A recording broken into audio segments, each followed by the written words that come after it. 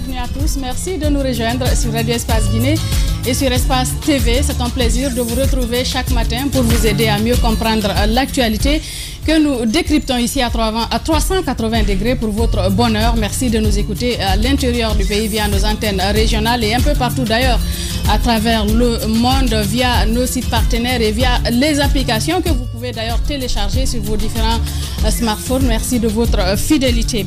La justice est-elle toujours la boussole qui conduit la transition? Nous posons cette question ce matin. Elle est désormais plus que pertinente. Un enchaînement de bourdes semble désormais noyer les premières bonnes actions du CNRD à la procédure judiciaire traficotée à l'encontre du FNDC. Le tableau judiciaire enregistre une liste de victimes de manifestations qui s'enchaînent, des faits qui contredisent les annonces parfois vigoureuses du garde des Sceaux, dont les dernières sorties ont trahi donc des dissensions à l'intérieur de l'équipe gouvernementale.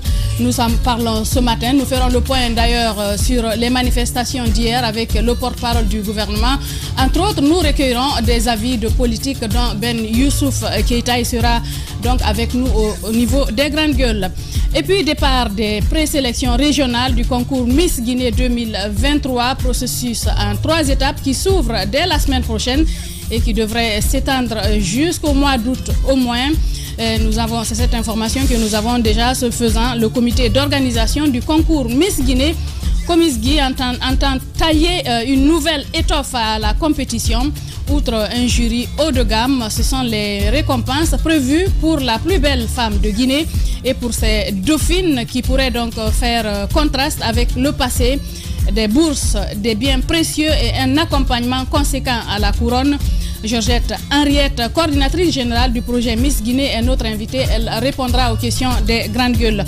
D'autres sujets viendront meubler cet autre numéro des grandes gueules. Vous le savez, l'émission interactive. Vous pouvez interagir au sujet ici développé en nous écrivant au 657 39 13 13 si vous êtes à l'international. Il vous suffira juste d'ajouter l'indicatif de la Guinée, ou si vous êtes plutôt tuto, vous pouvez nous écrire sur Twitter au hashtag espace GG. Si tout va bien, nous nous ferons le plaisir de relayer vos différentes réactions avec notre médiatrice Aïssatou Sané qui sera ici en studio dans la deuxième et la troisième partie des grandes gueules. Encore une fois, merci de nous rejoindre avec vous. Alassane Sako, bonjour, bienvenue. Bonjour Madame So, bonjour à tous. Bonjour Jacques Levaleno. Bonjour, ah oui, hein, il a dit vrai. tout heureux parce tout heureux que parce que j'ai pas dit joyeux anniversaire. Voilà, et mes beaux enchantés pour moi. Mes beaux de Gekedou, Macenta, Kissidougou, voilà. Ils ont chanté moi, pour j'ai moi. pas une belle voix, donc je vais juste te dire tout c'était joyeux anniversaire. Je vais pas chanter ce matin. D'accord. Tous mes vœux de bonheur. Il n'y a pas de problème. Santé, merci. longévité. Ouais. Kaudiaka. Jacques, ça va ce matin? Ça va, Dieu merci, ça va grâce à Dieu. Bonjour le coach. Bonjour Madame Yoro, bonjour à tous. Je dirais juste à Alassane Sako que Dieu ne réalise pas les vœux de Mohamed Mara ce matin à 9. Ah oui. Il y a qu'un beau comme Mohamed Mara. Qu'est-ce qu'il a dit? Qu'est-ce qu'il a dit? C'est pas bon à relayer. C'est pas bon. Parce qu'en fait, c'est un soin que je ne suis pas prêt, ni aujourd'hui, ni mes demain. vieux jours, de prendre. Mais tu devrais partager la confidence. Et pire, devant Avec tes beaux. Et encore. Alors, c'est vrai qu'il y a des moments comme ça dans les GG où on essaye de se mettre au-dessus des situations difficiles que nous vivons au quotidien dans notre pays. On parle de l'actualité, Jacques Levaleno. Et hier encore, on a vécu une longue journée qui a démarré d'ailleurs pendant qu'on était en studio avec Mamoudou Bouleri Diallo. Ces manifestations, mais c'était une manifestation très rude, une longue journée. Beaucoup de morts, on l'apprend parce que, bon, côté gouvernement, on nous parle de 2 morts. De l'autre côté du FNDC, on nous parle de 7 personnes qui sont tombées hier. Qui seraient tombées hier. C'était bien prévisible. Dès qu'on a vu l'allure avec laquelle les choses ont démarré, on savait qu'il y aurait eu débordement et il y aurait eu, comme par le passé, il y avait de la violence de ce genre, puisqu'il y avait... donc ça a commencé avec la violence, puisque nous sommes dans une situation d'interdiction systématique des manifestations pour des manifestants qui devraient rallier la tannerie et puis entamer la marche qui devrait déboucher au palais du peuple.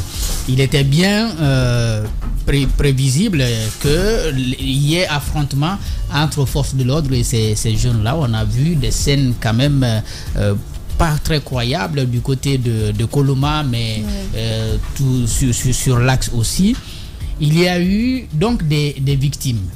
Pour l'instant, on nous apprend du côté des forces vives qu'il y a 7 morts. On parle même des morts par balle. Et puis du côté du gouvernement, on parle de 2 morts. Ce sont les deux éléments. C'est une guerre de chiffres finalement, c'est dommage. C'est une guerre des chiffres, mais vous savez, généralement quand ça arrive comme ça, le gouvernement peut revoir ces chiffres souvent à la hausse, même s'il n'atteint pas le même nombre que celui qui est déclaré par les organisateurs, mais souvent il sera dans l'obligation de revoir ces chiffres à la hausse parce que depuis hier, on a les premières informations. Maintenant, aujourd'hui, on peut à travers les établissements sanitaires se rendre compte que soit il y avait des blessés ou il y avait eu des morts à des endroits qui n'ont pas été accessibles hier, et puis après on a des informations finalement. C'est le cas nous hier à la rédaction du côté de Wanidara, on a voulu vérifier un cas, mais on est passé par tous les moyens possibles, on n'a pas pu accéder au lieu, ce qui fait qu'on n'a pas pu relayer l'information parce qu'on n'a pas pu accéder, c'était complètement inaccessible avec les altercations qu'il y avait avec les deux parties. C'était impossible. Oui. J'ai quand même un peu de la peine ce matin puisqu'on me dit parmi les victimes qu'il y a un bébé qui a été fauché. Un bébé ne vient pas manifester. Même si ceux qui viennent manifester déjà ne doivent pas être tués. Mais un bébé, encore une fois, ça peut amener à questionner, si vous voulez, tout ce qu'il y a lieu lors de ces manifs finalement. Souvent, l'utilisation notamment des armes. On sait que c'est assez compliqué. Parce que ce qu'on a vu à travers les images, c'était vraiment c'est une confrontation. On n'est plus dans une situation où vous avez les forces de l'ordre qui viennent pour maintenir l'ordre. Ils ont en face des jeunes qui sont certes armés de cailloux, mais très déterminés. Et les forces de l'ordre, il faut quand même le souligner, pas armés. En tout cas, pas équipés pour ce genre de situation. Vous avez juste des gaz lacrymogènes. Oui, des gaz lacrymogènes, mais c'est suffisant pour le maintien d'ordre. On sait bien que ça c'est terminé là, les gaz lacrymogènes. Vous jetez, ils prennent et ils les rejettent sur vous. Ça, c'est des images qui le démontrent. Aujourd'hui, sur l'axe, vous ne pouvez plus vous contenter du gaz lacrymogène, en tout cas dans certaines zones. Qu'est-ce qu'il faut faire si on ne peut pas se contenter du gaz lacrymogène? Je ne sais pas, je ne dis pas il faut abandonner. Mais encore une fois, ce qu'on a vu hier, on sait bien que ces agents-là n'avaient plus capacité, en tout cas, à maintenir l'ordre avec le gaz lacrymogène. Parce qu'ils ont essayé. On a vu, ils jetaient. Mais quand ils jettent, ça revient sur eux. Vous voyez des agents qui sont obligés parfois d'utiliser des lance-pierres, en tout cas des moyens assez rudimentaires pour essayer, n'est-ce pas, de maintenir l'ordre. Et on sait qu'ils sont en incapacité, en tout cas, de réussir ce genre de situation. Mais en pareille circonstance, qu'est-ce qu'il faut faire? Je crois que ce n'est pas sur le terrain que ce genre de situation peut se régler. Il faut empêcher qu'on ait ça. Justement, il faut empêcher qu'on ait ça en amont. Et ça, c'est de part et d'autre. De la part de ceux qui gèrent le pouvoir et de la part de ceux qui pensent qu'il faut forcément mobiliser dans la rue et de cette façon. Je crois qu'il faut empêcher que cela arrive. Parce que, vous savez, la manifestation, on peut est-ce que, en quelque sorte, l'interdiction systématique des manifestations ne prête pas le flanc à ce genre de c'est le débat qui revient toujours, on en a suffisamment parlé. L'interdiction systématique est une conséquence, c'est une des conséquences de ce qui arrive. Mais même quand il n'y avait pas d'interdiction systématique, on a aussi vécu ce genre de situation. Mais encore une fois, l'interdiction peut toujours amener ce type de situation. Mais cela doit amener quand même à réfléchir de part et d'autre. Oui. Moi, il est arrivé un moment où je n'ai pas assez de mots finalement à dire aux organisateurs qui tiennent à les avoir de toutes les manières, même si derrière il y a un bilan macabre. On peut dire ce matin, bon, le gouvernement s'est rendu responsable de ces morts. Mais moi j'ai dit, le gouvernement ne peut pas à lui seul assumer ça. Ne peut pas à lui seul le PM disait, c'est ce que le PM disait. Il ne peut pas à lui seul assumer. Il dit que les organisateurs doivent seuls assumer la responsabilité. Lui non plus ne doit pas dire que les organisateurs sont les seuls à assumer. Mais ces responsabilités-là sont tout naturellement à partager. Parce que lorsque vous dites aux jeunes, allez-y dans la rue, vous-même, vous n'êtes pas là. En réalité, vous leur dites, allez-y faire ce que vous voulez. Et ils ont vraiment fait ce qu'ils voulaient. Parce que ce qu'ils voulaient, c'est quoi? C'était diriger des barricades, rendre la vie impossible sur des endroits où ils étaient, donc notamment sur l'axe. Et derrière, s'il y a des morts, je ne sais pas si on va se féliciter ce matin du côté des forces vives pour dire on a eu cette mort. Je crois que personne ne peut se réjouir qu'il y ait des morts. Parce que ce serait diabolique de se réjouir d'un cas de mort, d'une personne qui perd la vie. Même s'ils ne le disent pas, on est content, mais c'est de dire il a désormais le sang sur la main. Ça, il faut éviter d'aller à ce genre de situation. De part et d'autre, je pense qu'il faut discuter. C'est des choses sur lesquelles on est revenu largement. Oui. Il va falloir quand même qu'on entende raison. On n'arrêtera pas de le dire. En tout cas, ceux qui comprendront. Ceux qui ne comprendront pas vont continuer à dire tant qu'on n'atteint pas notre objectif, on va continuer à faire ce qu'il faut. Et du côté des forces de l'ordre, il va manquer généralement des stratégies pour éviter d'aller à des dérapages. Oui. Kabs, allez-y, éviter qu'il y ait des dérapages. On l'a vu, on a vu cette médiation des religieux qui a traîné quand même, qui est finalement, on a vu les forces vives se retirer. Est-ce qu'on aurait pu éviter ce qui est arrivé hier?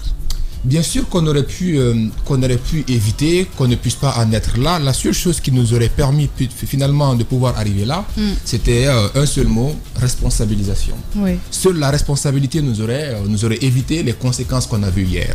Du côté des forces vives, on nous parle de 7 morts par balle, 56 arrestations, 32 blessés par balle, dont 13 graves, des contre-manifestants avec des armes blanches. C'est ce qui nous a été dressé par les forces vives avant d'avoir le porte-parole du gouvernement pour lui aussi nous envoyer, nous partager le bilan du gouvernement. Moi, j'ai envie quand même de rappeler cette responsabilité de part et d'autre.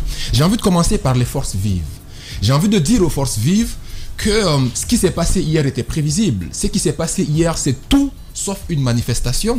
Parce que la réalité, une manifestation, comme on aime à le dire, c'est pacifique. Une manifestation est encadrée. Une manifestation obéit à des règles. Parce que quand on prend l'appel à la manifestation des forces vives, il y avait leur itinéraire qui était tracé, qui partait de la tannerie, etc.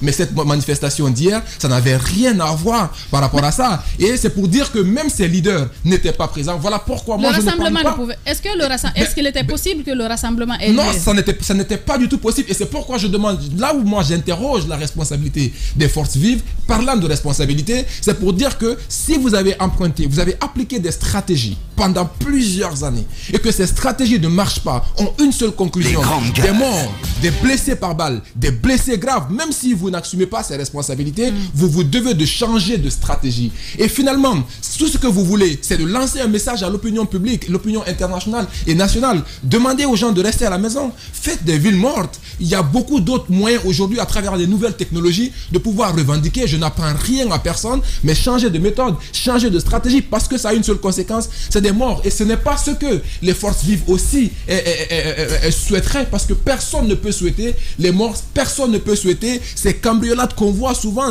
Souvent, on brutalise des gens pendant les manifestations. Personne ne souhaite ça. Et quand on voit ces choses, quand on sait qu'on a des gens en face qui ne fléchissent à rien, qui sont prêts à tout comme eux-mêmes aiment à le dire, il faut changer tout simplement de responsabilité. C'est là où je les engage, parce que les jeunes qui sortent manifester, c'est des enfants qui n'ont même pas ça en conscience, et eux-mêmes qui appellent à manifester ne sortent pas. Et finalement, c'est pour prendre le bilan qui est derrière, pour dire c'est le bilan des manifestations d'hier. Alors s'ils sont prêts à prendre les bilans et à les mettre devant, c'est que quelque part, ils sont censés être prêts également à assumer leur part de responsabilité quand la justice pourra lancer leur son de cloche. La seconde responsabilité, c'est l'État.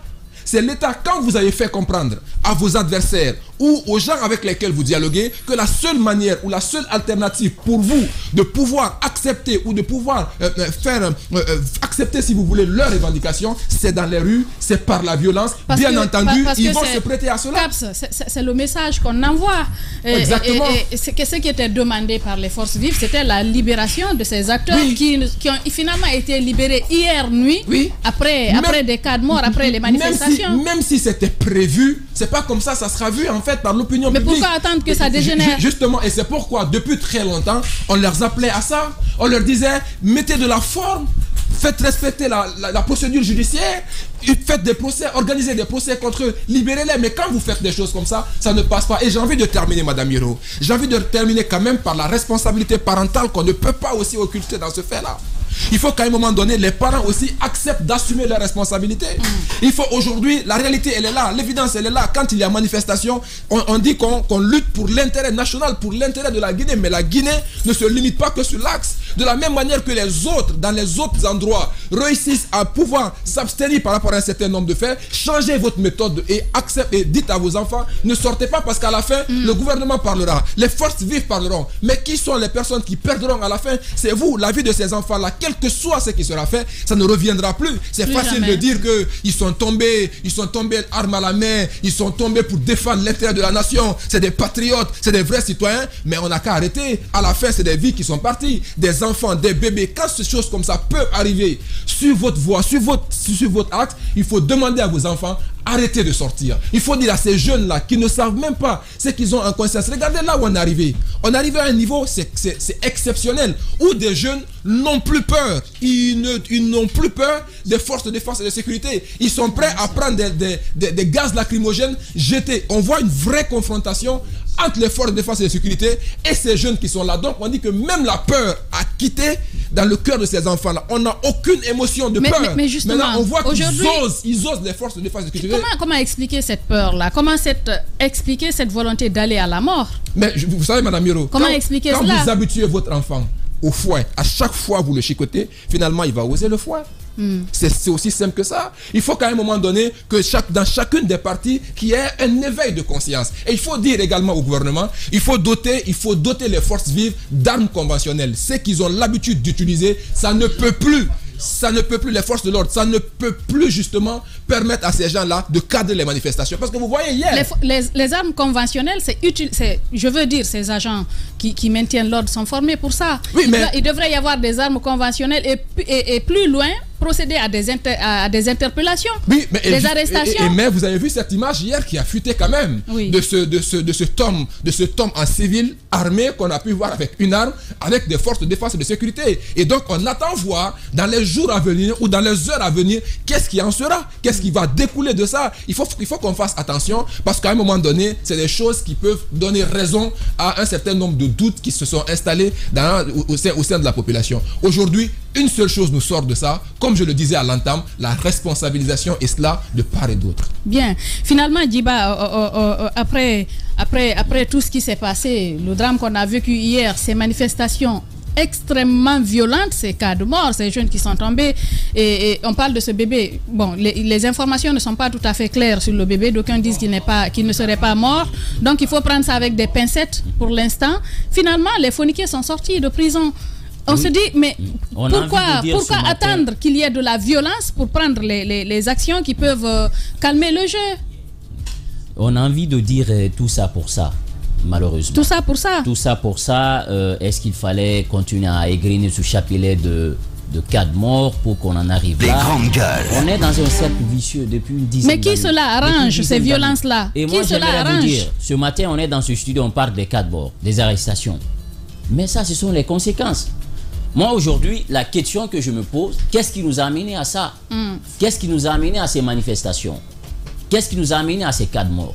C'est parce que quelque part, on a systématiquement refusé de s'asseoir et de discuter.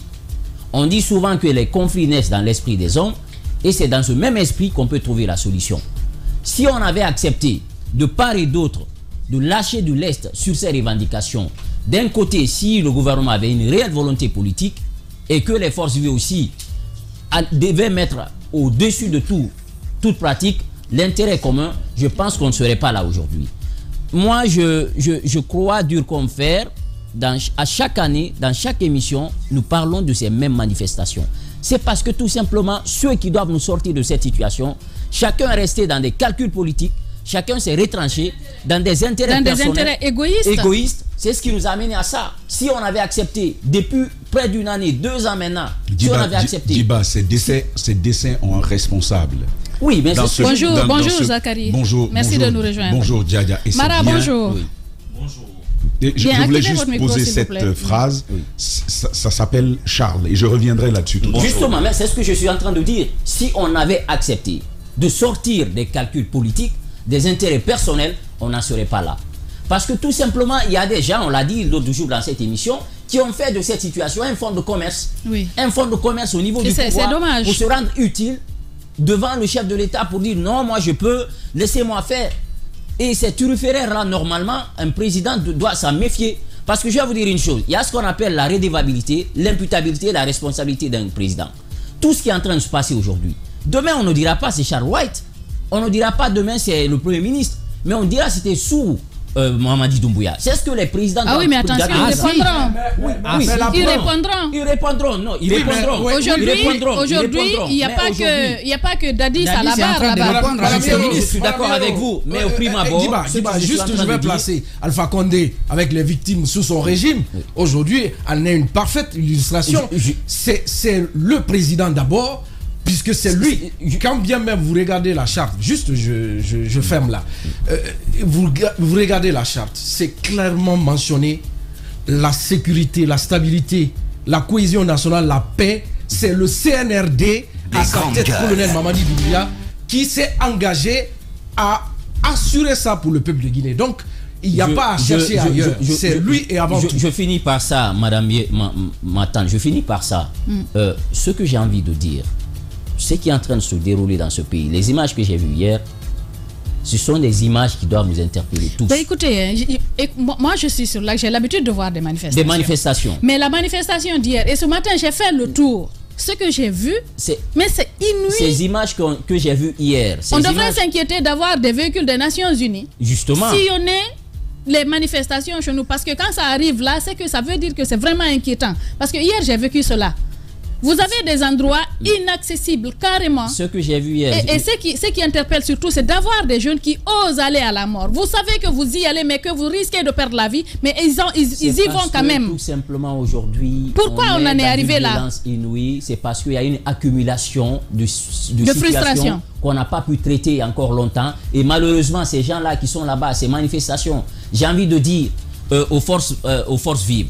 Vous savez, j'ai lu un livre de Sylvia Popov qui dit « Comment faire tomber un homme quand on est tout petit, sans armes et sans force ?» J'aimerais inviter nos amis des forces vives aussi à lire ça. Parce que lorsque vous battez contre quelqu'un, qu'est-ce que vous faites? Vous cherchez d'abord à comprendre sa force, ses forces et ses faiblesses. Lorsque vous manifestez contre un régime militaire, et on sait que la force des militaires, c'est au bout du fusil, vous devez vous-même prendre conscience de ça, vous dire attention, dans un tel régime, je ne pense pas qu'avec les manifestations aussi violentes qu'on peut amener ces gens-là à courber les chines. Est-ce qu'il ne faudrait pas aussi penser à une autre stratégie? Parce que malheureusement, ce sont ces familles-là qu'on continue à endeuiller. Allez-y sur cette zone-là. Beaucoup de personnes ont perdu leurs enfants.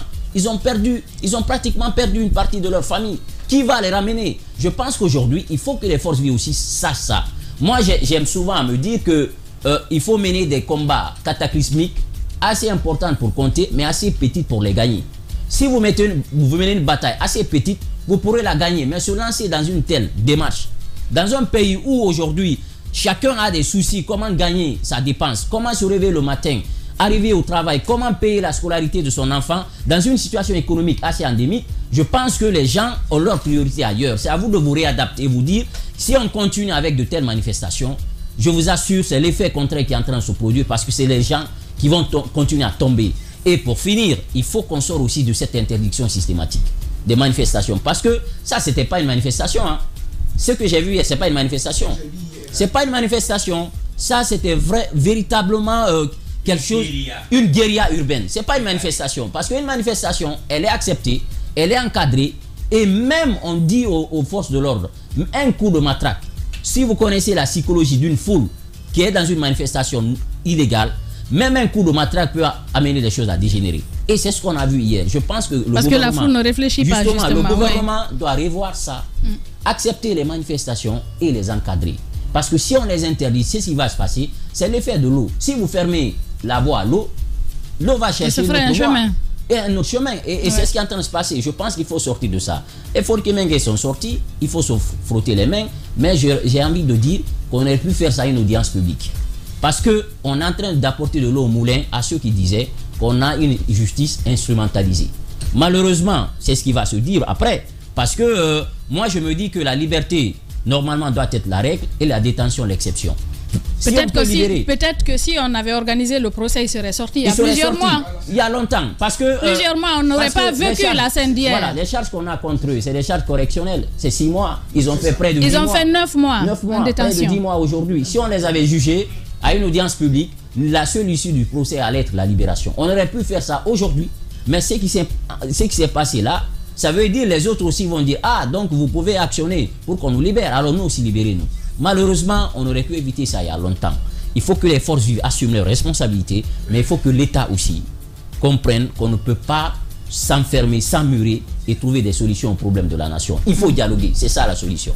Dialoguer, c'est cela la solution. Alassane Sako, oui, vous avez aussi vécu cette actualité. Vous avez fait poser le débat dans les émissions interactives. Oui, depuis que cette histoire a commencé, moi je me dis pour le commun de tous les Guinéens, ce qui s'est passé hier, on peut dire, est-ce un rapport de force? Parce que ces jeunes qui étaient hier sur l'axe... c'est un véritable rapport de force. Non. Même si les forces ne sont pas égales. Voilà, je pose la question sur un certain nombre de faits. Les gaz lacrymogènes. Les grandes gueules. Ça ne nous fait plus rien. Parce que ceux qui viennent là, pas pour manifester, pour faire ce qu'ils ont fait hier, se disent ils ont aussi des mécanismes pour se protéger. Ça, c'est un fait. Je ne sais pas si vous avez aussi remarqué sur des vidéos des jeunes qui demandent aux forces de l'ordre de tirer. C'est-à-dire, mettez le son. C'est comme l'arme qu'on tirait hier, ou les armes qu'on tirait hier, ils n'avaient plus peur.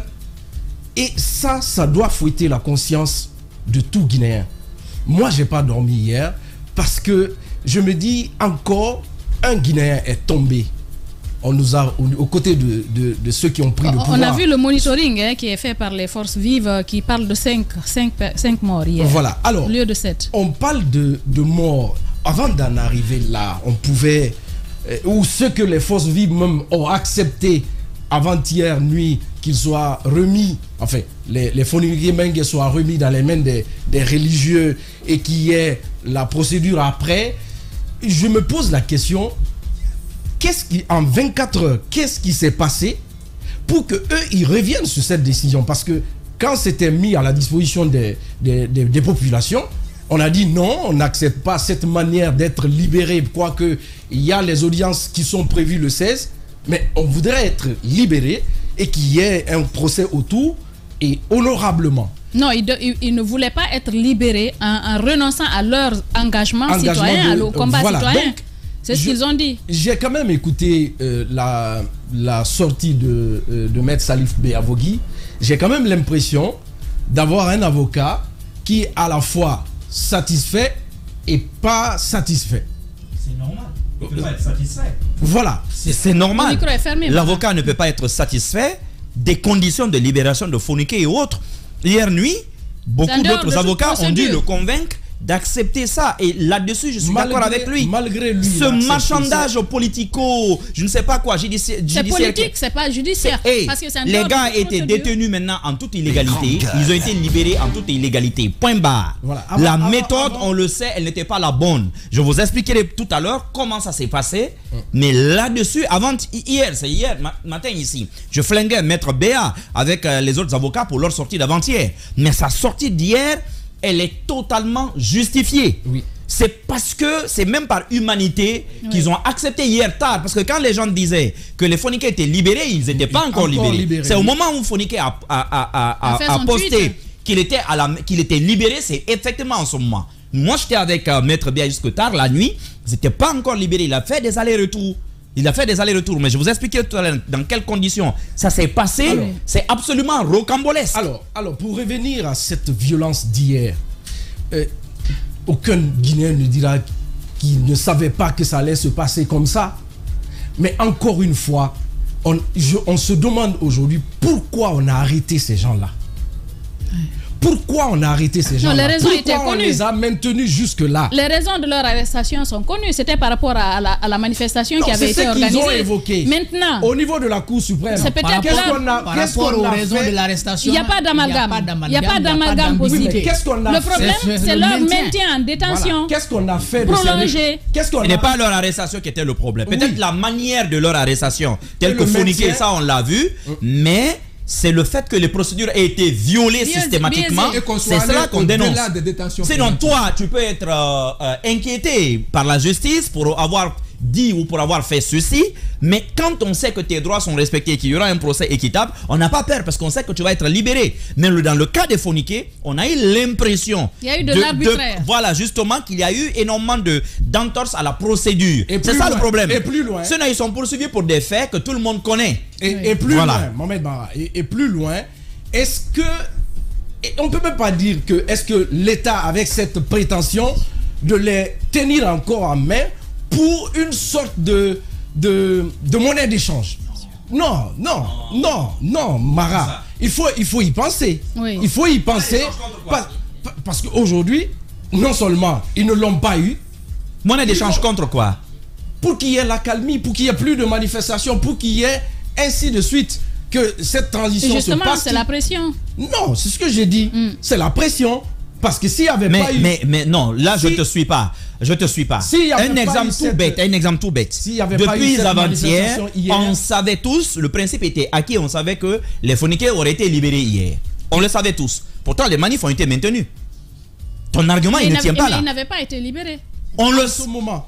Yero. C'était dit. Yero, ce n'était pas que dit. Les engagements étaient fermes au niveau du dialogue. C'était ferme. Vous et nous savions, le Premier ministre était engagé. Le communiqué, même le ministère de la Justice avait fait un communiqué sur ses réseaux sociaux. Oui, il y avait eu ce communiqué. Et on savait, ce n'était qu'une question d'heure, ça avait été annoncé. Maintenant, c'était la forme. Toutes les discussions, c'était la forme. Et ça, on savait que les avocats n'étaient pas d'accord avec la forme. Mais on savait tous qu'ils auraient été libérés hier. Qu'ils avaient affaire à un Premier ministre qui n'avait pas le pouvoir de décision. Oui, mais ça, c'était jusqu'à lundi. Lundi, le discours a radicalement changé. À partir d'avant-hier. Bien, on fait cette petite virgule, on marque cette petite virgule pour continuer avec ce débat dans un instant sur Espace TV. Être du côté de l'opinion en vogue. Attention, l'ennemi de la vérité n'est pas toujours le mensonge, non. Mais ces grandes opinions qui veulent s'imposer à tout le monde. Les opinions qui veulent étouffer les vérités qui dérangent. Ces opinions que les autres n'ont pas le courage d'affronter. Les GG, les grandes gueules, Radio Espace Guinée. Notre démocratie, la démocratie guinéenne, qualifie de basse intensité le fait que ces hommes, quand ils sont dans l'opposition, font d'abord semblant d'en avoir pris conscience, puis font l'inverse de ce qu'ils avaient promis une fois arrivés au pouvoir. Restons vigilants, car le pouvoir, c'est vous, le peuple. Les grandes gueules. Tout sur les dessous de l'actu. Ici, l'actu rime avec liberté de ton sur Radio Espace. Et sur Espace TV, merci de votre fidélité. Merci de nous écouter à Kindia, la capitale des agrumes. Vous nous écoutez sur la 99.7 un peu partout à travers la Guinée, à Mamou, la ville Carrefour. Vous nous écoutez également sur Radio Espace Mamou. Merci de nous écouter à Kankan, dans le Nabaya, sur la 99.7. On continue les débats ici en studio avec vous. Pour clore rapidement, Alassane Sako, pour qu'on puisse permettre aux autres... Moi, je me dis, on ne doit plus continuer à laisser les Guinéens dans cette violence-là. On n'en a pas besoin. On a beaucoup de problèmes. On veut avancer. Je le disais ici le 6 septembre 2021 que le jour où on va commencer à parler des questions politiques, cette transition-là, autant acclamée, autant plébiscitée, mais voilà, on connaîtra du statu quo et c'est ce qui est en train de se passer. C'est évitable, Alassane Sako. Et tout le monde pense qu'il a raison, tout le monde a tort, tout le monde est victime. Et en fait, en ce qui concerne même les 10 points du chronogramme du CNRD, et je ne vois pas même au sein des forces de vivre de Guinée, quelqu'un trouve à redire par rapport à ce qui est accepté par la CEDEAO. Le débat n'est même pas à ce niveau. Le débat est beaucoup plus personnel. On souhaite, on a des demandes, on va dire personnelles. on veut que ces demandes-là passent. Mais celui qui est, on va encore plus, on va dire, le sponsor de tout ça, c'est l'État. C'est l'État qui aussi, dans ces systèmes, n'arrive pas à faire la part des choses, se mettre au-dessus. Donc ils accompagnent toujours ceux qui ne sont jamais d'accord avec la façon dont cette transition est en train de se dérouler. Zakari, oui, on l'a dit, hein, finalement les Fonike, Ibrahima Diallo, Biloba sont libres. Après, bien entendu, je pense qu'on aurait pu éviter ce qui est arrivé hier. On aurait pu les libérer un peu plus tôt. Si c'était la condition qu'on ne vive pas, qu'on ne perde pas d'autres vies pendant des manifestations telles que celles qu'on a vécues hier. Totalement d'accord avec vous, Diadia. Totalement d'accord. Les grandes gueules. Ceci dit, j'ai envie de commencer avec les violences d'hier. Les gens peuvent être surpris par ma réaction, mais j'attendais plus de morts hier. J'attendais plus de morts hier. Ce que j'ai vu, ce que vous avez vu, ce que les gens ont vécu. Je te disais ce matin quand je discutais avec toi, lorsque je crois que c'est moi qui t'ai contacté hier soir dans la préparation de l'émission. Et tout de suite j'ai eu ce truc pour dire, mais est-ce qu'elle a même pu rentrer à la maison? Bah, je suis rentré, mais comment? Par rapport à tout ce qui se Je suis rentré, mais comment? C'est incroyable. Moi j'attendais vraiment plus de morts hier et le décompte continue. Hein. Les cas de mort, on va les présenter. Ils vont aller de cette façon. Mais Diadia, je veux qu'on réfléchisse aujourd'hui. Ce qu'on a vécu hier, je l'ai dit, je crois que Djiba est revenu là-dessus ce matin, je n'ai même plus besoin d'y revenir. Je le disais, ça, c'est pas des manifestants. Ça, c'est pas une manifestation. Ce qu'on a vu hier, c'était une violence. Je ne sais pas comment la décrire. Vous vous souvenez, même sous Alpha Condé, je le disais en off ici, même sous Alpha Condé, quand on a interdit les manifestations et que le FNDC organisait des manifestations, malgré l'interdiction, les organisateurs s'efforçaient de sortir et d'organiser les manifestations. Il y a le volet encadrement qui incombe à l'autorité de l'État, mais il y a le volet de l'organisation qui incombe aux organisateurs. On ne peut pas dire sortez et sans avoir de leader devant. C'est qui les organisateurs cette fois-ci? Justement, les organisateurs. Tu ne le sais même pas? Non, mais ils sont connus. C'est les forces vives. Oui, forces vives. Non, attendez. Vous savez, c'est pas comme ça. La loi, c'est pas comme ça. Il y a ceux-là qui demandent les autorisations, ou plutôt qui font les déclarations. Oui, mais les lettres sont déposées par voie d'huissier désormais. C'est ça, en fait. Voilà. Ceux que l'on voit intervenir. Oui, mais c'est les forces vives qui portent la manifestation. Oui, mais sauf que ça, c'est une organisation. Mais légalement, il y a des personnes qui font la déclaration. Oui, c'est les personnes qui sont déposées, et qui sont, aux yeux de la loi, qui sont les responsables donc de l'encadrement de l'organisation. Peut-être c'est pas connu par toi parce que tu n'as pas pu avoir accès à la lettre d'information, aux différentes lettres d'information, mais les autorités savent. Vous savez qu'avant, non, les autorités savent qui a déposé. Comme je vous le dis, c'est au nom maintenant de l'organisation que c'est déposé. Et par voie d'huissier. Les grandes gueules. Donc, physiquement, c'est compliqué de savoir qui. Or, à l'époque, si tu vois que même nous autres journalistes, on était capables de descendre dans la rue, accompagner la manifestation, c'est parce que au moins on savait qui et qui organisait. Elles sont signées mais de manière anonyme. C'est cela ce qu'on veut t'expliquer. Et on vous appose un tampon et une signature, on dit les forces vives de Guinée. Mais moi je dis les organisateurs sont quand même connus. Il y a quelques-uns qui prennent la parole et qui sont entendus. C'est le cas de Sékou Koulouno, c'est le cas de Selou Dalen Diallo. Pour les principaux mobilisateurs, ils ne sont pas en Guinée. Ni eux, ni leur famille, ils ne sont pas en Guinée. Ils sont en dehors. Mais je l'ai dit hier, quand je parlais, j'ai dit, ça m'étonnerait que je vois un seul message qui va condamner la manière de cette manifestation. Et il n'y en a pas eu. Et vous allez voir, toutes les communications seront sur le décompte et sur les images. Il y a eu des cas de victimes. Tel est tombé, on a tué tel, voiture a fauché tel. Ça va être ce décompte macabre. Je pense qu'on l'a dit depuis 2000 combien. La mort paye politiquement. Et les organisateurs des manifestations savent que la mort paye politiquement. Plus il y a de morts, plus on avance dans la pression politique sur les acteurs. Et c'est malheureusement ce qui est en train de se passer. Je dis ce que j'ai déjà dit plusieurs fois, mes condoléances aux familles des victimes.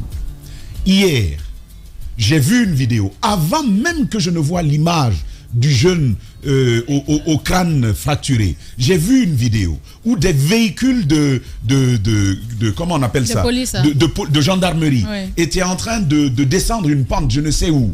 Mais c'était les manifestations d'hier. Et à cette allure-là, tu voyais des jeunes venir oser porter des choses lourdes et s'approcher de ces véhicules qui venaient en toute allure. À tombeau ouvert. À tombeau ouvert. Et à ce moment, je me suis dit dans ma tête, mais si le véhicule frappe ce jeune-là, il mourra. Avant même que je ne voie l'image. Et après, on nous envoie l'image, on la balance, c'est même Poutine qui me l'a envoyé et qui dit, tiens, voici ce que je disais. Et encore une fois, Djadia, moi en réfléchissant à ça, je veux qu'on ait cette réflexion. La mort, un homme est avec un fusil, tu l'affrontes, tu viens vers lui les mains nues. Je me dis, toi tu as un profil particulier.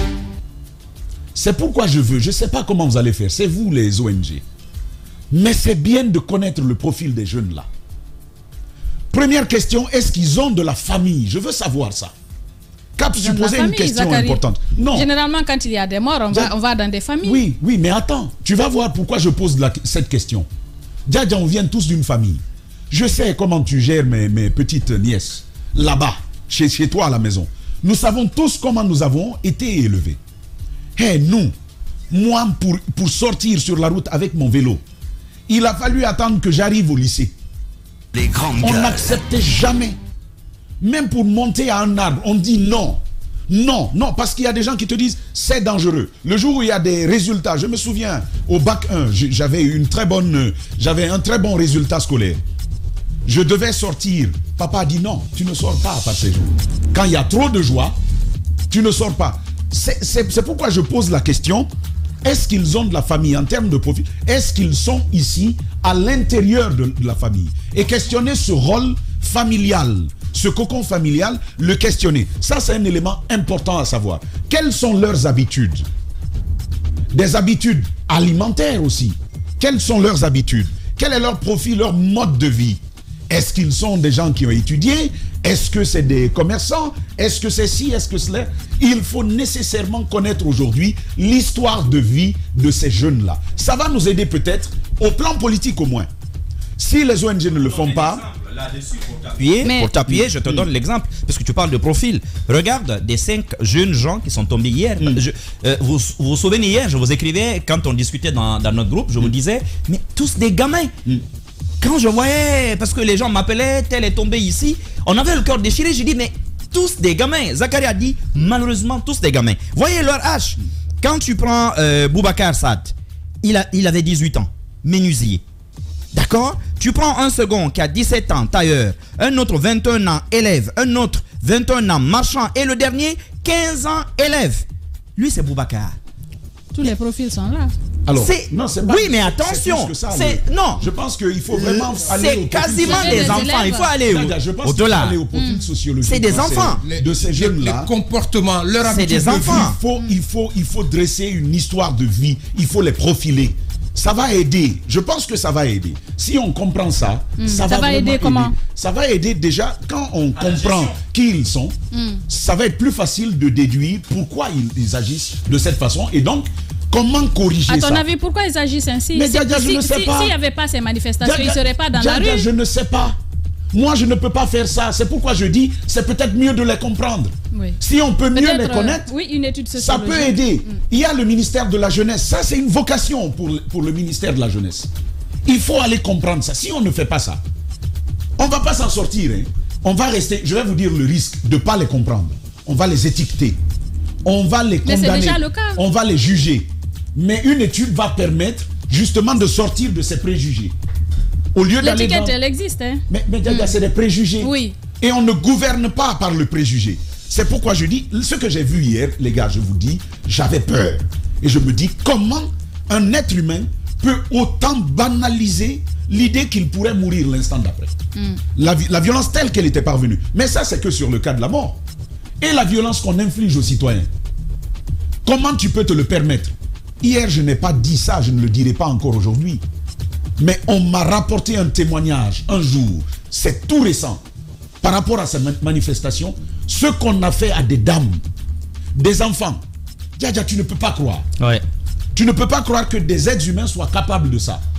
Or, c'est le cas. Alors, qu'est-ce qu'il faut faire? Il faut les comprendre. Deuxième chose, Diadia, que je veux dire, et ça va être la dernière, c'est le cas de Fonikè.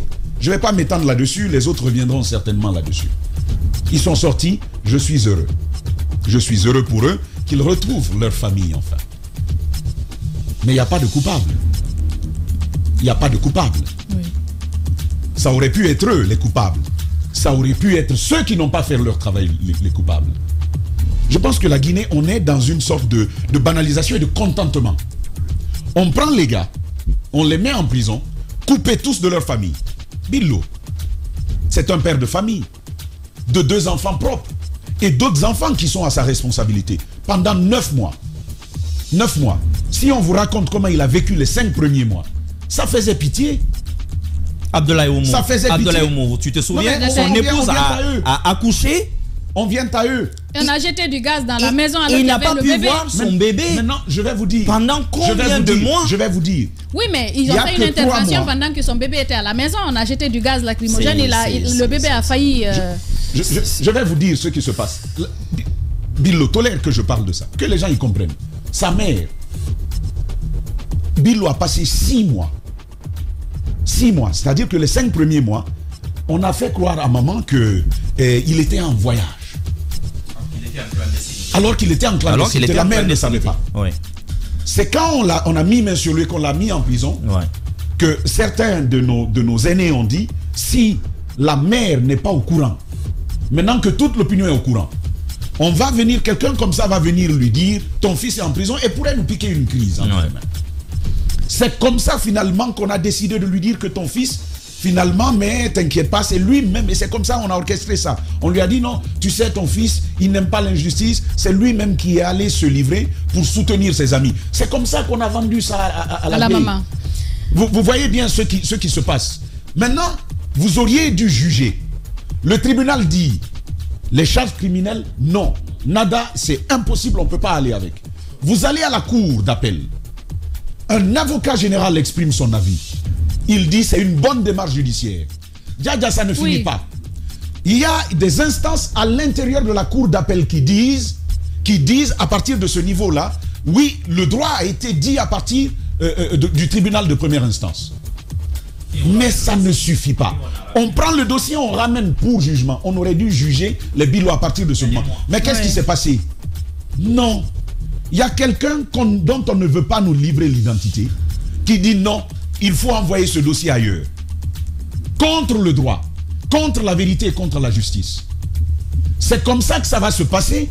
Et vous avez vu comment la giflée que ces gens ils ont prise hier face à la Cour suprême. Le droit a été dit. Mais cela a coûté 9 mois de vie à ces gens-là. 9 mois de vie. Ils pourraient même déposer plainte. Qui va payer? Moi, c'est ma question. Ils sont libres, ils vont comparaître lundi, parce que le procès va commencer, finalement mardi. Mais ils vont comparaître. Mais pourquoi on n'aurait pas pu le faire plus tôt? Maintenant, qui va payer? On dit libérez-les, oui, on va acclamer. Je n'acclame pas ça. Personne n'a acclamé, Tamba. Non, mais les gens acclament. Après, si c'est passé, qui peut acclamer? Victoire sur les réseaux sociaux. Bien. On dit c'est bon, mais qui va payer? On ne peut pas simplement décider de les libérer. Il faut poser la question de la responsabilité du ministre Charles, qui a dû s'opposer à cela. Et d'ailleurs, même dans toutes les communications, il y a cette volonté de tout récupérer. Bien. Mais la libération de Billo ne vient pas de Charles. Il faut que l'opinion le sache.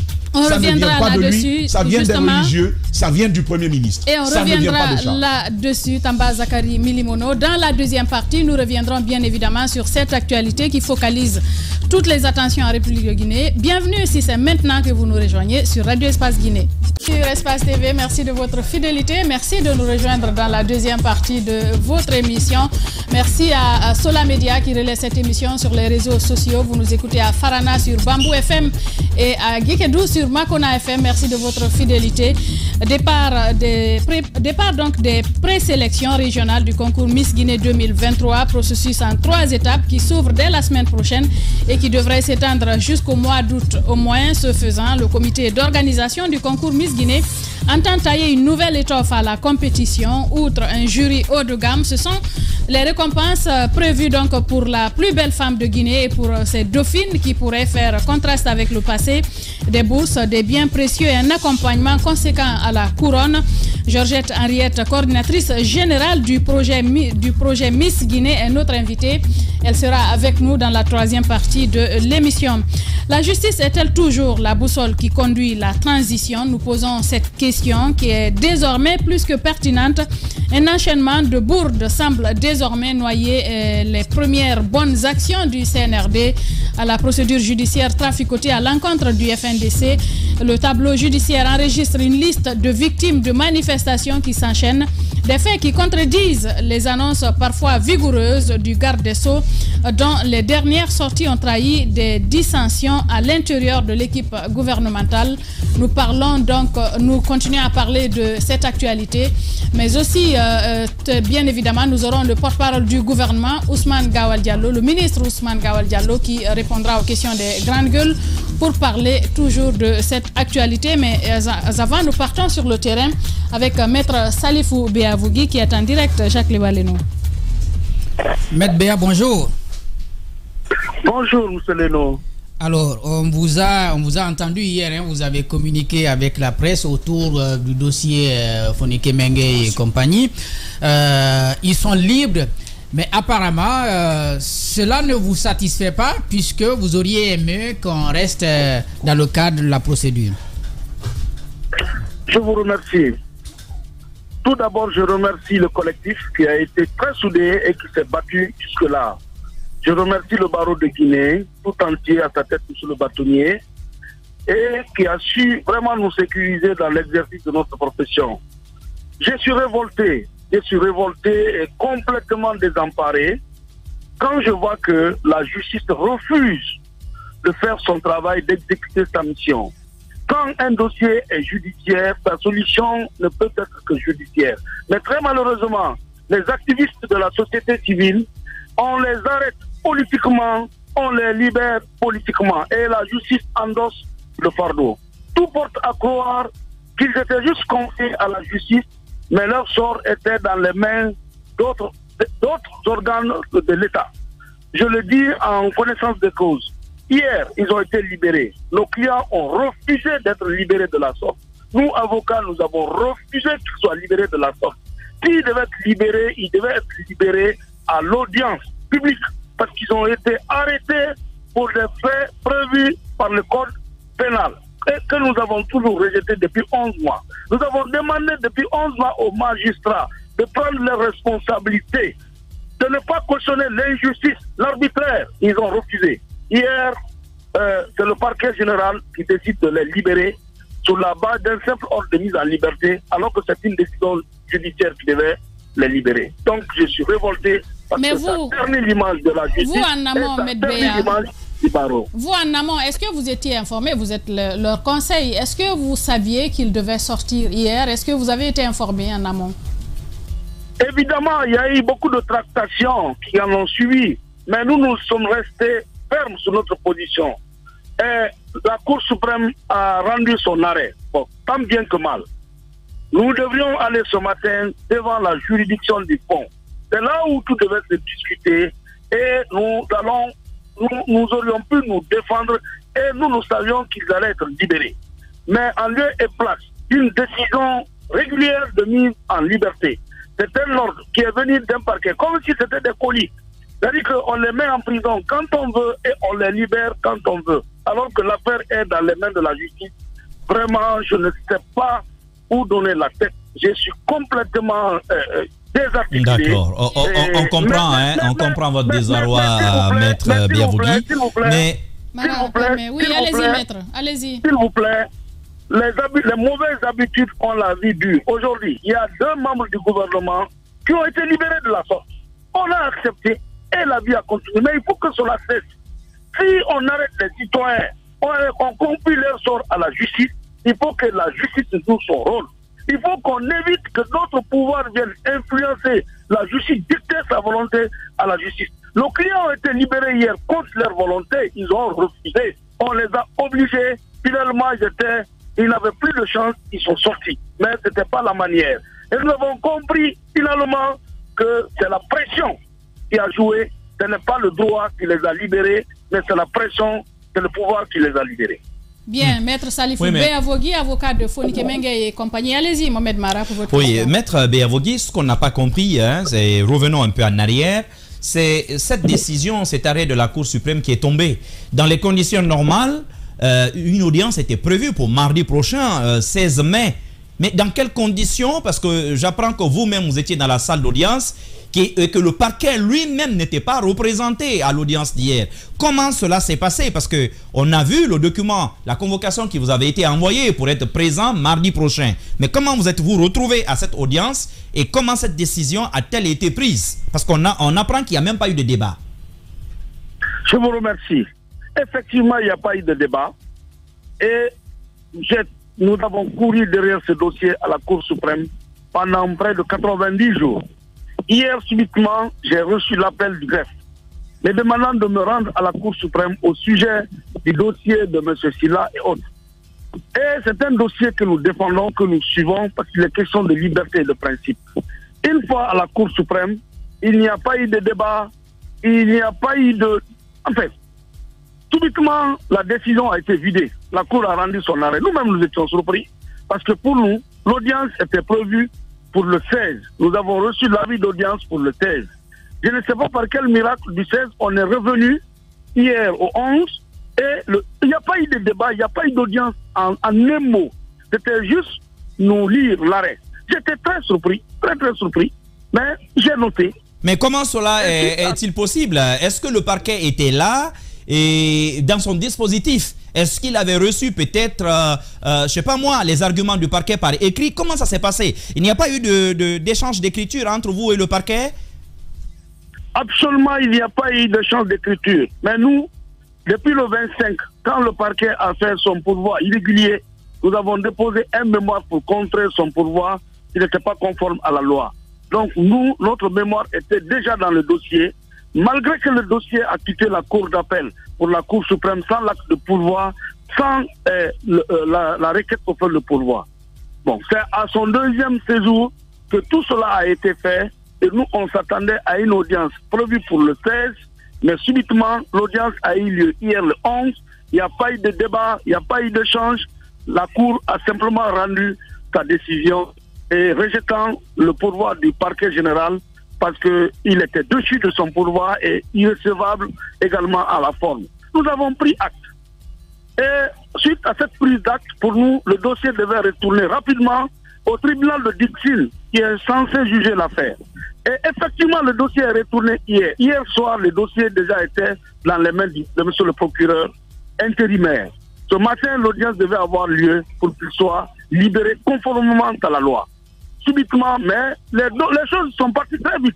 Tout a été planifié pour ne pas qu'il passe la nuit là-bas hier, vu la pression, la volonté du pouvoir à ne plus les garder, même une minute en prison, mais pas de la justice. Bien. On apprend également que le barreau, d'ailleurs, tout à l'heure, à midi, se réunit et va tenir un point de presse. Et nous apprenons par certaines sources que, éventuellement, les avocats pourraient aller jusqu'au boycott, carrément, des audiences, en tout cas, qui pourraient avoir des décisions fortes. Est-ce que vous pouvez nous dire en quoi le barreau se sent-il concerné par cette affaire? Qu'est-ce qui heurte vraiment vos confrères dans cette histoire? Mais cela ne date pas d'aujourd'hui. Le barreau est la sentinelle de l'état de droit. Le barreau est à cheval sur les cas de violation. Cela ne date pas d'aujourd'hui. Le barreau veille à la bonne application de la loi. Le barreau veille au bon fonctionnement de l'appareil judiciaire. Le barreau peut se constituer. Moi-même qui vous parle, je fais partie du barreau. Donc le barreau est dans son droit. Le bâtonnier est dans son droit. Nos respectueux membres du Conseil de l'ordre sont dans leur droit de monter au créneau et dénoncer ce qui se fait. Parce qu'aujourd'hui, c'est M. Fonike Mengue et Ibrahima Diallo qui sont concernés. N'oubliez pas qu'il y a d'autres qui sont en exil. Nous voulons que tout se passe conformément à la loi. C'est tout. Qu'il n'y ait pas de récupération. Certains même sont partis dire que nos clients étaient des prisonniers personnels de quelqu'un, dont je me réserverai le droit de citer le nom. D'autres disaient qu'ils étaient un otage de la justice. Ce sont des expressions que moi je ne pouvais pas croire. Mais à partir d'hier, la façon dont ils ont été libérés, vraiment, je suis simplement découragé. de cet appareil judiciaire. Mais comme ce n'est pas la première fois, nous avons vu ici en 2020, 2021, il y a même 2 ministres et des hauts placés de l'administration qui ont été libérés dans les mêmes circonstances. Bien. Et les dossiers là sont dans les tiroirs, ils ne seront ni appelés ni jugés. Bref, la justice est simplement à terre. Les juges refusent de prendre leurs responsabilités. Ils nous présentent les yeux rouges. Nous sommes présentés comme des dindons de face. Nous nous battons, nous sommes ridiculisés par-ci, par-là. Et par la suite, c'est le pouvoir qui vient bonnement agir à leur lieu et place. Je pense que finalement, nous serons appelés à faire autre chose et à quitter ce monde-là où la loi n'est pas appliquée. Alors, maître Béavogui, vous finalement, on dira que on vous a tendu la perche. Si hier, par humanisme, vous ne pouviez pas trop insister, maintenant, qu'est-ce que vous allez faire? Est-ce qu'aujourd'hui, on peut s'attendre à ce que le collectif des avocats de Fonike Menga ici vont attaquer la justice pour cette détention irrégulière pendant plus de 9 mois? Est-ce que vous comptez aujourd'hui, vous aussi, saisir la justice pour rétablir vos clients dans le droit parce qu'ils ont été quelque part illégalement maintenus en prison pendant plus de 9 mois? Alors maître, je vais embrayer d'autres questions.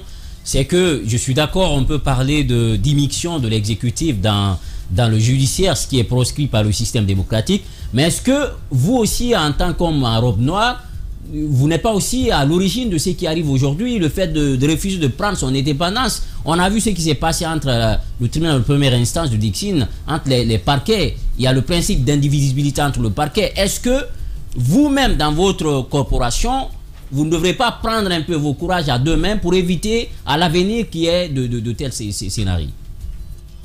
Je vous remercie. Rappelez-vous que tout au début de ce régime, M. Silla, M. Gianni Alpha, M. Bilo avaient été violemment interpellés et emprisonnés. Quelques jours, ils ont été libérés. Vous avez vu les changements qui sont intervenus, dont un procureur qui s'est retrouvé à l'intérieur du pays. C'est pour vous dire qu'à de l'autre côté, les magistrats, il faut se dire la vérité. Il faut qu'on se dise la vérité dans ce pays-là. Seuls ceux qui se spécialisent dans le courage pour appliquer le droit sont déplacés, sont rétrogradés et on les considère comme sont contre. Il y a un même qui a été à l'AB, finalement aujourd'hui, il est sans poste. C'est pour vous dire que les juges, malgré leur courage, mais il y a limitation. Vous parlez de Israël? Non, je ne cite le nom de personne. Ah ben on comprend, hein? On lit entre les lignes.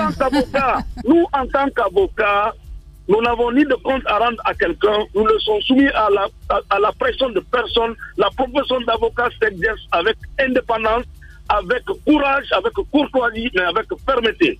C'est pour vous dire que les dossiers de ce genre, ce n'est pas la première fois, mais il faut que moi, je souhaite que la justice prenne ses responsabilités. Il y a un juge qui a été très courageux dans le régime du professeur Alpha Condé. Aujourd'hui, tout le monde sait là où il est. Et en ce moment, il ne pouvait même pas dormir chez lui, tellement qu'il était persécuté. Pourquoi les autres juges ne feront pas de la sorte? Pourquoi courir simplement derrière les avantages par-ci par-là, refuser de restituer les droits de l'homme, refuser de respecter les libertés?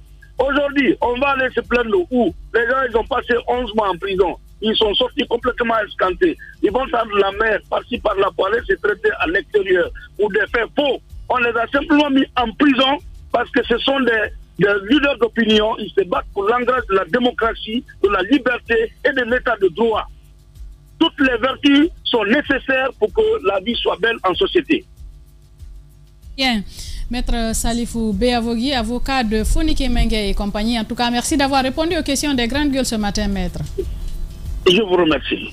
Bien, on continue. Jacques Lewaleno, on a écouté maître Béa avant d'appeler le porte-parole du gouvernement. Allez-y. Je vais commencer par partager ça parce que hier on avait dit que le ministre Charles les grandes gueules. Ce matin, il y a déjà quelques auditeurs et téléspectateurs qui demandent mais vous avez promis ça, il n'est pas là. Bah c'est pas nous qui avons promis, c'est lui qui a promis de venir. C'est lui qui a promis. Alors voilà, donc il faut expliquer cela. C'est bien clair. Il a parlé avec le patron et il a dit qu'il serait là ce matin. Et alors ce matin, donc depuis hier, je l'appelle puisque le boss avait demandé que je puisse m'entretenir avec lui pour préparer l'émission.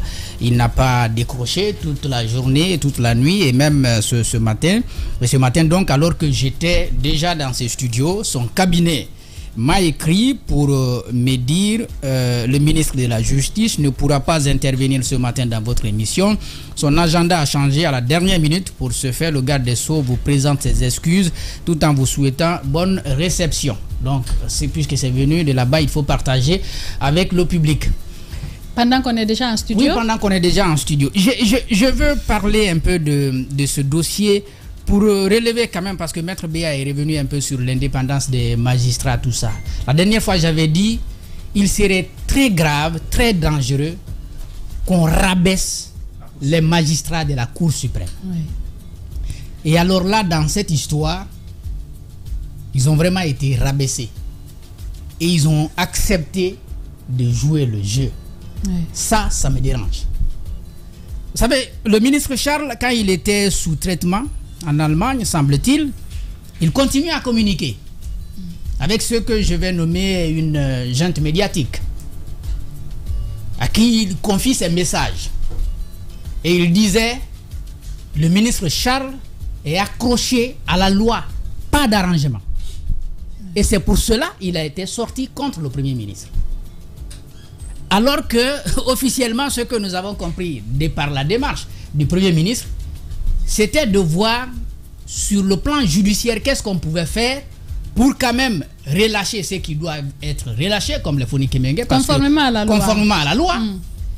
Et ceux qui doivent rester en prison, conformément à la loi, qu'ils restent en prison. Mais en tout cas, qu'on sache sur le plan judiciaire ce qui pouvait être fait. Il dit pas d'arrangement. Non seulement il accepte l'arrangement, mais ce qu'il offre au fait au public avec l'appareil judiciaire de notre pays, c'est la honte. Oui. La Cour suprême de notre pays, on a dit la dernière fois qu'elle ne devrait plus recevoir le pourvoi de la Cour d'appel, parce que c'est elle-même qui a dit qu'elle n'a rien reçu. Oui. Elle s'est permise quand même de fixer la date de l'audience sur cette même affaire le 16 mai. Le 16 n'arrive pas. On organise une autre audience pour finalement rejeter. Quelle audience on avait? Un semblant d'audience, parce que tous les acteurs n'étaient pas là. On a écouté M. B, il n'y a pas eu d'audience. Non, il n'y a pas eu d'audience hier. Une décision, c'est un secrétaire qui a tapé. Mais alors, quelle audience on avait programmée le 16? Ils ont juste lu l'arrêt qu'ils ont partagé avec les avocats. Quelle audience avait-on programmé le 16? Sachant qu'il n'y a pas de pourvoi. Vous dites le 16, on va aller à quelque chose. On va aller à une audience. Et puis le 16 n'arrive pas. Vous asseyez pour faire quelque chose. Et puis pour dire, finalement, on rejette le pourvoi. On a rabaissé les magistrats de la Cour suprême. Oui. Et ils ont accepté de faire le jeu, malheureusement. Et ça, moi, ça me dérange. Parce que ce que ça veut dire, c'est simple. C'est la dernière institution judiciaire de notre pays. Ces décisions ne sont pas attaquables. Ça veut dire demain, un ministre peut dire faites ça, ils font. Au fait, l'avenir de tout le pays est dans les mains de ces gens-là. Oui. C'est-à-dire si nous étions dans un régime comment on appelle ça, de la peine de mort. Ah oui, hein, quelqu'un peut s'asseoir, quelqu'un de l'exécutif peut dire prononcer la peine de mort, oui, confirmer la peine de mort, parce que la peine est prononcée en première instance. Oui. Confirmer la peine de mort de tel ou tel autre. Le message qu'ils nous donnent, c'est qu'ils sont capables d'agir selon les instructions qui leur sont données. Alors là, ils avaient l'occasion d'arrêter le ministre dans son jeu, parce que c'est un jeu. Il ne peut pas dire qu'il n'y a pas d'arrangement. Bien. Et après, il offre cette humiliation au public. Jacques Lewa Leno sur Espace TV. On va partir sur le terrain à nouveau avec cette fois-ci le ministre porte-parole du gouvernement, Ousmane Gawal Diallo. Allez-y, Zachary, pour la première question. Monsieur le ministre, bonjour. Bonjour.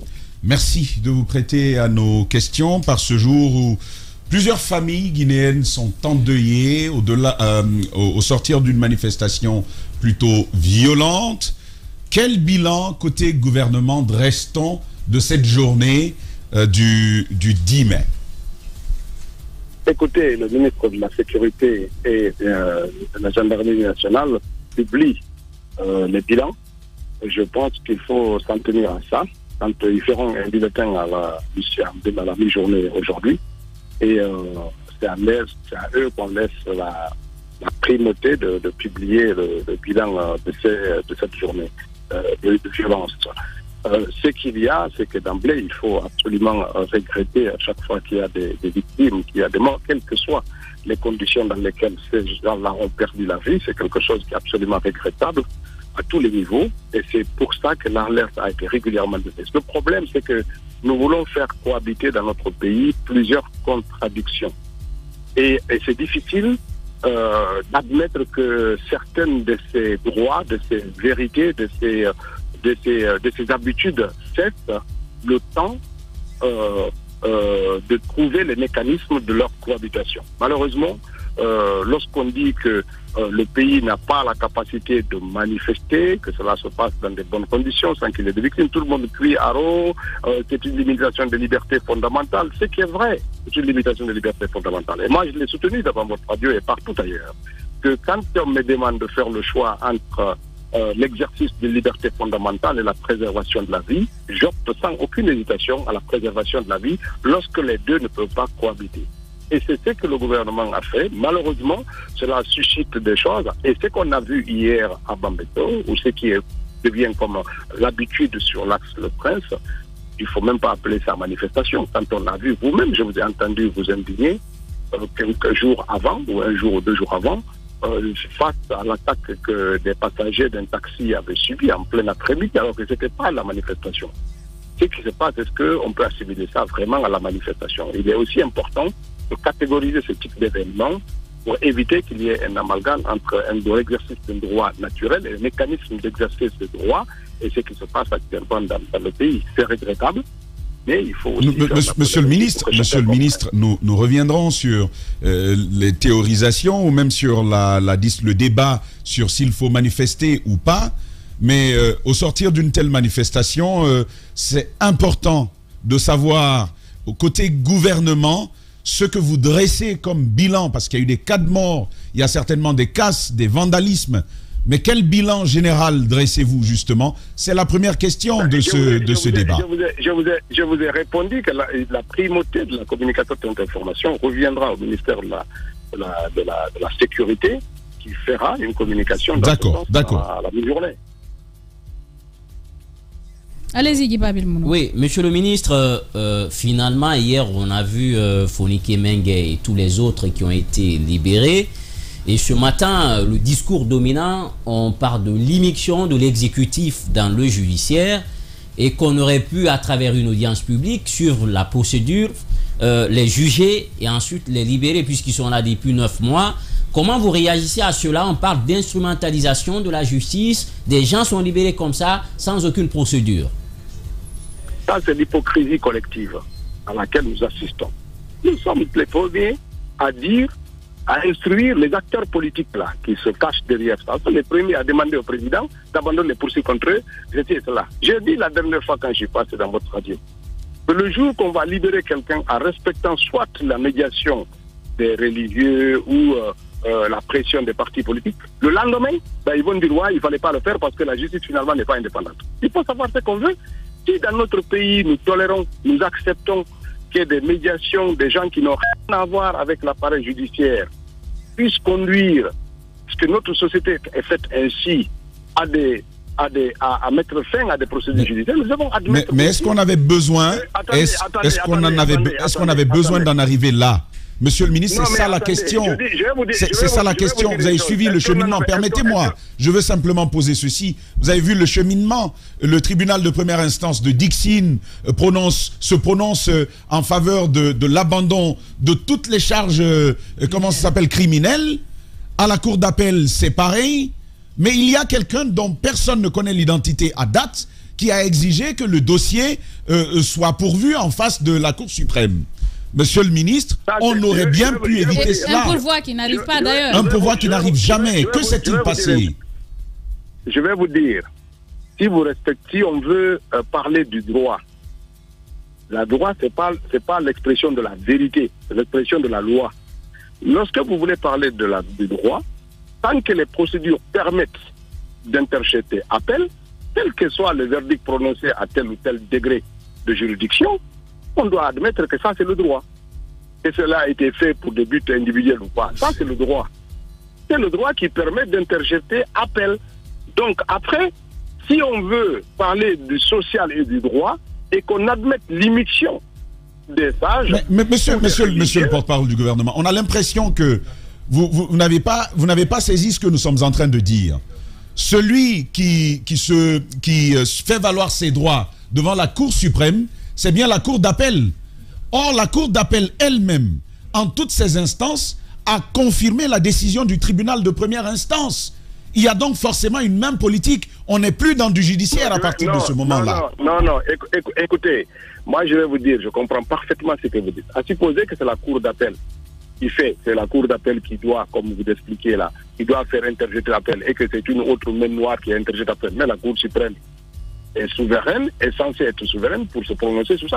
On ne va pas dire parce que c'est une main noire inconnue qui a fait appel devant la Cour suprême que la Cour suprême n'a pas le droit d'examiner. Il faudrait-il qu'elle soit saisie? Quelle que soit, écoutez, même si c'est une forfaiture, la Cour suprême a l'obligation de regarder cette forfaiture et s'y prononcer en matière de droit. La question des délais, vous en faites fi, vous n'en faites pas cas, monsieur le ministre. La question des délais, vous n'en faites pas cas. Deuxièmement, il n'y a même pas eu de pourvoi. Ces gens sont maintenus pendant plus de 6 mois en prison. Vous n'allez pas justifier ça, reconnaissez qu'il y a eu forfait. Autrement, la Cour suprême s'était prononcée bien avant pour dire qu'elle n'a pas reçu. Je vais vous dire ceci. Et on va bien se comprendre, il ne s'agit pas de justifier ou de ne pas justifier. Quand il y a une procédure judiciaire, même s'il y a un forfait, il y a un impair à l'intérieur de la procédure c'est aussi à une autre institution judiciaire de se prononcer en reconnaissant qu'il y a une forfaiture et que ça ne devrait pas se passer comme ça et que c'était hors délai et que ceci et cela. Ça, il y a une juridiction qui va. C'est pas parce que c'est hors délai et qui a été constaté par vous ou par des tierces personnes que la procédure doit s'arrêter. Et il faut encore une institution. C'est ça la procédure judiciaire. Malheureusement, même si c'était quoi que ce soit. Et je vous ai entendu dire tout de suite que oui, les décisions de la Cour suprême ne sont pas susceptibles d'appel. Attention, ça dépend de quelle décision, ça dépend de quelle procédure, parce qu'elle est susceptible d'appel au niveau de la CEDEAO. On peut aller autrement devant les juridictions internationales ou sous-régionales. Donc il y a des procédures dans tout ça. Même si c'est une forfaiture qui est constatée par tout le monde, et alors la procédure judiciaire doit se prononcer et que l'institution judiciaire qui est questionnée se prononce. Malheureusement, la justice, je le dis, on la juge a posteriori, pas a priori. C'est lorsqu'elle a agi qu'on la juge. On ne la juge pas avant. Et donc, même si on estime que ça ne devrait pas se faire et que la procédure ne doit pas être faite, l'appel ne devrait pas être fait, une fois que c'est fait, celui à qui on a saisi a la latitude de dire, écoutez, vous n'avez pas qualité de faire appel, vous ne devriez pas le faire, c'était hors délai, c'était ceci, c'était cela, et ça c'est la justice. Allez-y, Diba. On ne peut pas condamner cette démarche, même si on considère qu'elle est fausse. On ne peut pas la condamner avant que la Cour suprême ne soit prononcée, pour constater la fausseté ou déclarer les compétences de ceux qui ont fait appel. D'accord. Monsieur le ministre, au-delà de ce juridisme, puisque on va évoluer un peu, et on a l'impression de revivre, il y a encore 3 ans, 4 ans, 5 ans, 10 ans, ce scénario-là. Manifestations violentes, cas de mort, des blessés, des arrestations, et vous-même, vous étiez dans l'opposition. On revit cela aujourd'hui, vous êtes aux affaires. Concrètement, après cette libération des Founike Mengue, à votre niveau aujourd'hui, qu'est-ce qu'il faut pour essayer de nous sortir un peu de cette situation? Parce que plus nous avançons, nous partons de mal en pis. Non, je vais vous dire, il faut de la bonne foi. Le gouvernement, à travers le Premier ministre, il est sur la table sa bonne foi. Le Premier ministre, personne ne peut lui reprocher le volontarisme dans lequel il agit et la maîtrise de soi qu'il fait pour essayer de trouver un équilibre. Sauf que vous avez en face des acteurs politiques qui font tout pour que ça soit comme ça. Ils n'ont aucune bonne foi, ils n'ont aucune démarche. Sauf que pour ce cas-là, le PM a eu ces mêmes cadres qui lui ont mis des bâtons dans les roues. C'est ce qui a envoyé ce qu'on a vécu aujourd'hui. Écoutez-moi. Ça, c'est ce que vous estimez. Aucun ministère ne s'est opposé à la démarche du Premier ministre. Après, les rumeurs peuvent dire... Mais on a bien vu les déclarations. Après la sortie du ministre de la Justice. Les sorties du ministre de la Justice. Vous n'allez pas occulter cela. Attendez. Le Premier ministre a tout le soutien du chef de l'État et de tout le gouvernement pour agir. Et c'est la démarche qui est en train de servir le chef du gouvernement. Il est en train d'imprimer une démarche. Personne ne s'y oppose à ça. S'il y avait des oppositions exprimées sur ça, on les aurait écoutées. Il y a une démarche du garde des Sceaux qui a rappelé un certain nombre de principes de fonctionnement de l'institution judiciaire. Moi, je pense que cela n'a pas donné lieu à une crise qui a empêché le dialogue de se continuer, en tout cas le Premier ministre de dérouler le calendrier qui est celui du gouvernement par rapport à ce sujet-là. Donc, ce n'est pas la peine de s'attarder sur ça. Ce que je suis en train de dire simplement, c'est que les crises vont perdurer aussi longtemps qu'on personnalisera les questions politiques. C'est regrettable. On peut le regretter tout ça. Moi, je dis, on aurait pu, les gens qui sont arrêtés en flagrant délit, vous les jugez. Il y a un délai. Les procédures judiciaires, malheureusement ou heureusement, ont des délais. Il y a des choses qui, quand ça ne se passe pas dans les conditions prévues par la loi, ça devient abusif. Et cela, ça heurte l'ensemble de nos concitoyens. Maintenant, ce qui est clair, cela n'absout pas. Et que dans ce fourre-tout-là, on met tout, aussi bien, je vois bien, les gens, les populations distinguent bien la situation de Fonike Nangé et d'Ibrahima Diallo et de Zedia, etc. Des autres situations qui sont là, et les acteurs politiques essaient de mettre tout ça dans le même panier et mélanger tout. Et notre société, aussi longtemps qu'elle continuera comme ça va être difficile de trouver un équilibre. Bien. Ce qui est à saluer, c'est cette volonté, malgré tout, des autorités, du gouvernement, du Premier ministre, de continuer à tendre la main. On sait très bien que ça n'a pas toujours été le cas. Ça n'a pas toujours été le cas. Et là, on a l'opportunité d'avoir un chef de gouvernement Dernière qui question, attentif à ces questions-là et qui ne les personnalise pas. Alors, monsieur le ministre, vous disiez tantôt, vous cherchiez à justifier le refus de l'autorisation des manifestations demandées souvent par les forces vives, par le résultat qu'on a pu avoir hier sur le terrain. Ne pensez-vous pas qu'il y a plus une volonté à ne pas faire accepter ce droit de manifester parce que le gouvernement ne met rien en œuvre pour pouvoir justement pas faciliter le fait de cadrer les manifestations, peut-être donner des armes conventionnelles aux forces de défense et de sécurité. Est-ce que vous ne pensez pas qu'à ce niveau-là, c'est un manque de volonté pure du gouvernement qui fait qu'on n'a pas cette autorisation de pouvoir manifester? Ça, c'est le discours le plus facile. Moi, j'imagine que ce qui s'est passé hier et avant-hier et deux jours suivants, vous n'appelez pas ça manifester. Je pense que ceux qui exercent aussi, qui veulent exercer ce droit... Oui, mais monsieur le ministre, le gouvernement ne va quand même pas trouver pour excuse de dire que les manifestations ne donnent pas de résultats. Si vous me permettez, allez-y. C'est pas la question du résultat, c'est la question de la vie humaine et de la responsabilité des acteurs politiques. Ceux qui sont en face là n'agissent dans aucune responsabilité. Tous ceux qui appellent aujourd'hui à manifester, ils sont les premiers à ne pas manifester, à ne pas être là. Il y a une forme d'instrumentalisation à laquelle nous sommes en train de vivre. D'ailleurs, hier, moi j'ai suivi avec plaisir votre émission. Chacun, il ne faut pas non plus qu'on dise quelque chose de qu'on se contredise. Les gens qui appellent à manifester là, qu'est-ce qu'ils recherchent en réalité?